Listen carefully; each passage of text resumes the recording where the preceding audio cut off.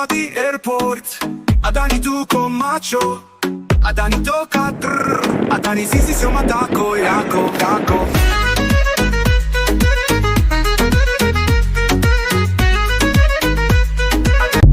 Welcome to UPBEAT Files, where we uncover stories that others fear to tell. Today, we unravel a tangled web involving one of the world's richest men, Gautam Adani, and his controversial dealings in Kenya. From airport contracts to power deals and international indictments, this is not just a story. It's a global scandal that shakes the very foundation of integrity in governance. Buckle up, Africa and Kenya. The truth awaits.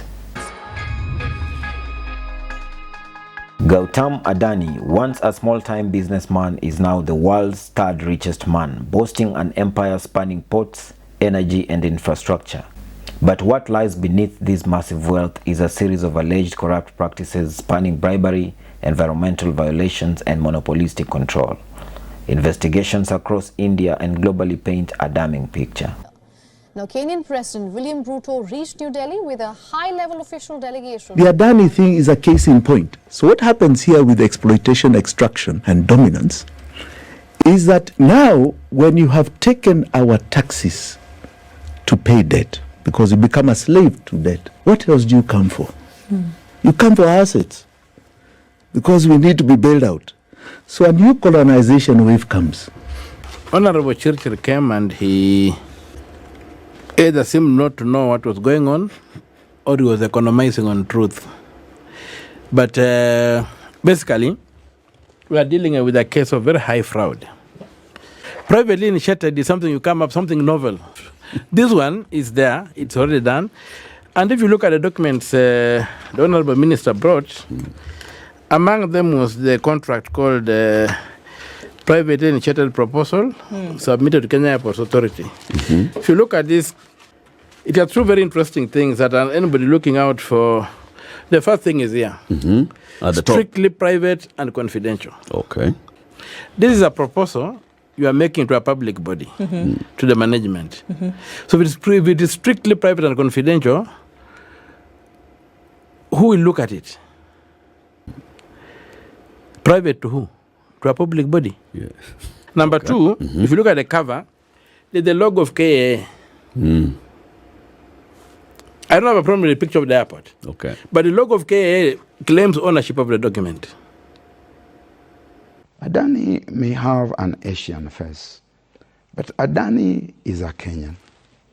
Adani sits somewhere in powerful places in this country. Otherwise, Adani would have run away by now. But who is this Adani who cannot run away? You know, we are telling him, Adani, we have seen you.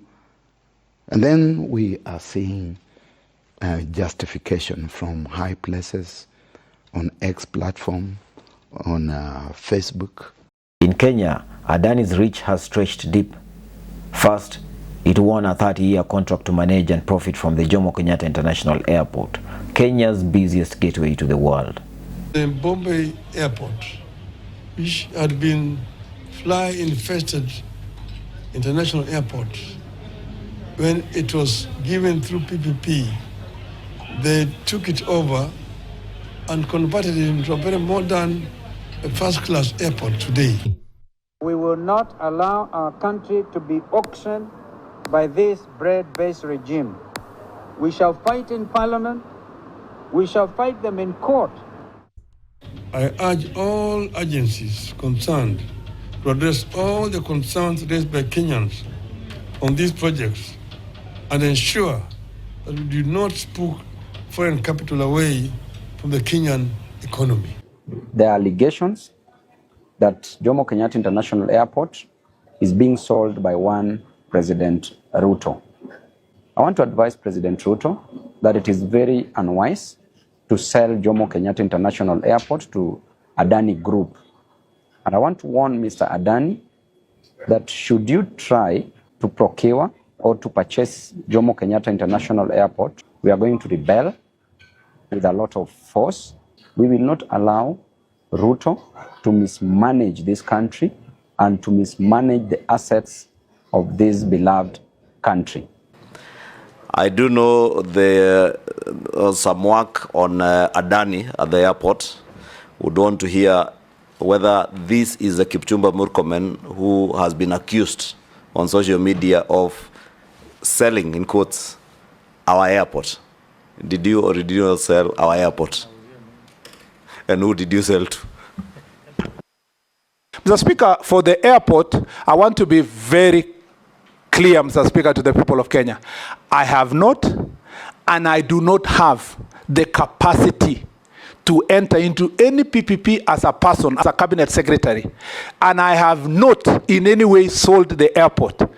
Yes. But I don't think I'm really safe. I have received a lot of threats since the day I exposed this deal.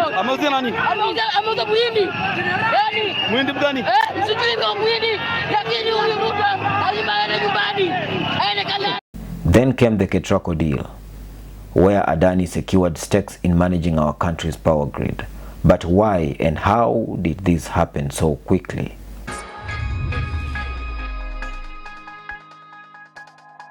Journalists across the country were greeted with a large 100-page document from Hindenburg Research, in which it accused this empire of essentially stock manipulation and accounting fraud. There was an instant market reaction.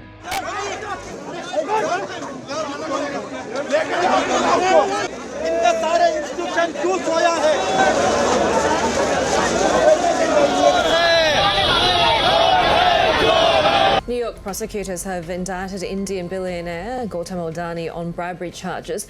John, this involves Indian billionaire Gautam Adani and 7 other senior executives indicted by the Justice Department in connection with a scheme to pay hundreds of millions of dollars in bribes to Indian government officials to access solar energy contracts and efforts to conceal bribery schemes from U.S. investors. Now, Adani Group has been accused of everything from environmental destruction to large-scale bribery to secure lucrative contracts. Prime Minister Modi, when he was campaigning for his first term in office, he very publicly flew in an Adani plane. In India alone, Adani is facing investigations for allegedly paying $30 billion in bribes to secure government deals. Is Kenya following the same dangerous path? Accordingly, I now direct, in furtherance of the principles enshrined in Article 10 of the Constitution on transparency and accountability, and based on new information provided by investigative agencies and partner nations, that the procuring agencies within the Ministry of Transport and the Ministry of Energy and Petroleum immediately cancel the ongoing procurement process for the JKIA expansion public-private partnership transaction.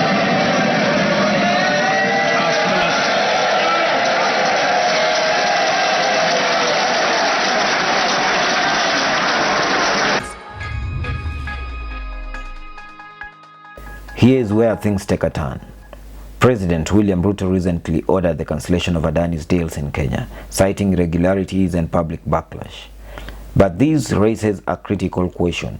Why were these deals approved in the first place? And why does everyone in Ruto's orbit seem to have a shady past? The Adani Group's story in Kenya is a stark reminder of what happens when power and money collide without accountability. As citizens, we must demand transparency, fairness, and protection of our national resources. Join the conversation, share your thoughts using UPBEAT Files, and let's keep holding those in power accountable. Until next time, I'm Don Santo, exposing the truth, one file at a time. Jacqueline will show you safe features aboard our aircraft and pay attention if you're a regular traveler. Flight time to Kisumu, 40 minutes, cruising at an altitude of 22,000 feet above sea level.